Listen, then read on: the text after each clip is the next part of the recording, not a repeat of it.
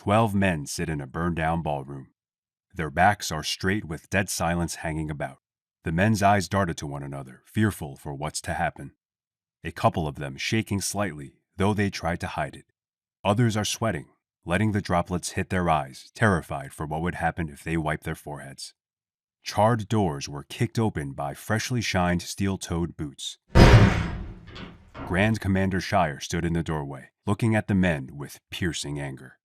I'll ask once, who shot the woman? Silence stood in the room. Shire covered his face in shame. Okay, that's fine. He walked up to Squire Dan's, making sure to have his steel-toed boots hit the iron nails in the floorboards.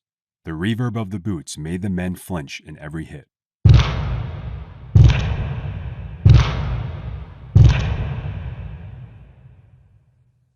You, Dans.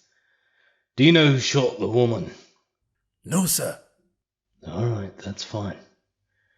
Do you know who knows Dans? No, sir. Then why are you standing here?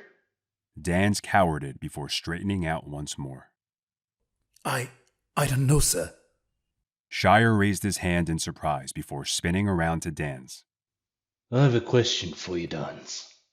Yes, sir. Who am I to shoot? What? What? What? Now Shire was so close to Dan's face, he could see the sweat on his face.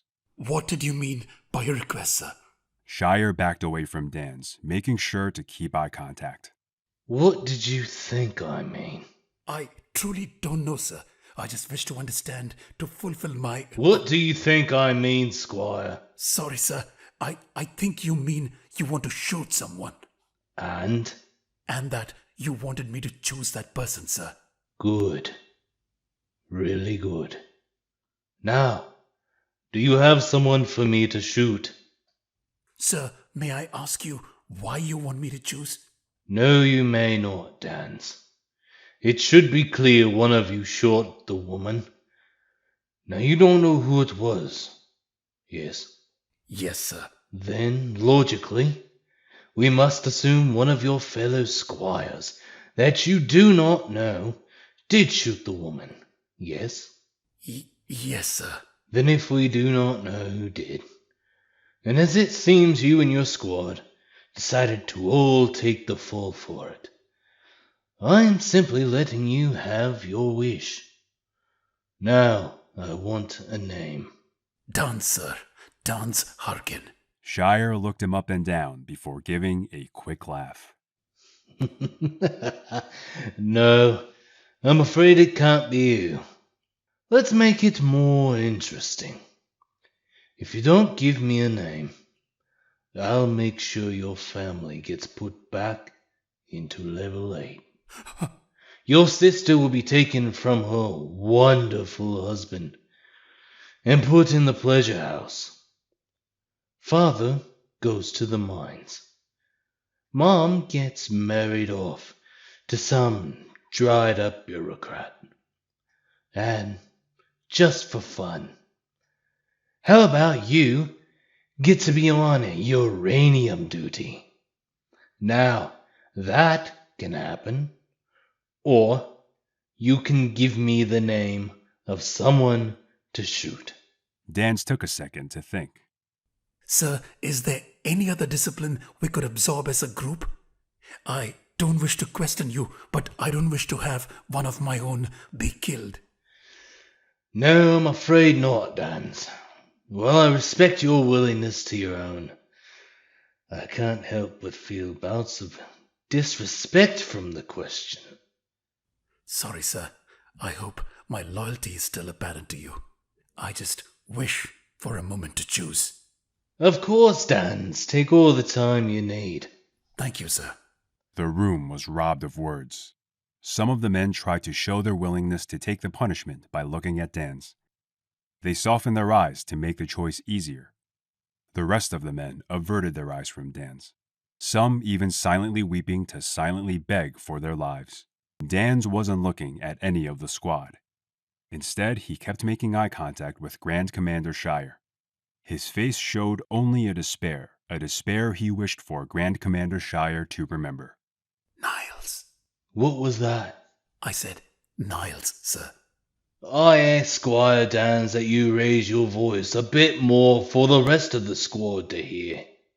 I said, Squire Niles, sir. Niles toughened his face. Good. Now I just ask that you watch. Dans nodded. He turned his head to Niles. If he was to cause his death, Dans was to watch, to give him that little honor. Shire took his time getting to Niles, making sure to look at each and every squad member. The hollow room made sure everyone heard his impending doom.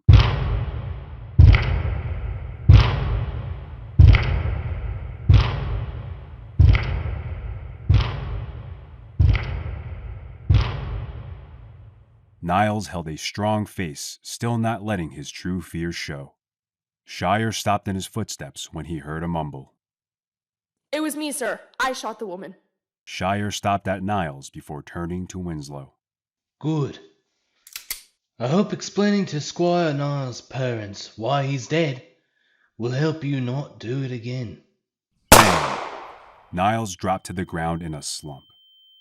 The squad looked in horror. The men that were crying began to sob. Now, Squire Winslow, I ask that you bury the late Squire Niles. And then, in detail too, tell his parents why. And I do mean exactly why Niles had to die. If I feel your promptly made report isn't perfect, I'll ask you to explain again why their son had to die. Then, and only then, will I believe punishment's made. Now, if you'll let me go, I have a very busy day. Shire walked to the doorway before stopping. Oh, I almost forgot. Dans, don't feel too bad about this fact. Personally, I'm not going to, but I thought you might want to know that Niles' wife learned this morning she's going to have a son. We allocated money for her to have a party. I suppose I'll just have to put that money back in the party fund, since she won't be needing it. That is all. Shire's boots sounded off before there was once again silence.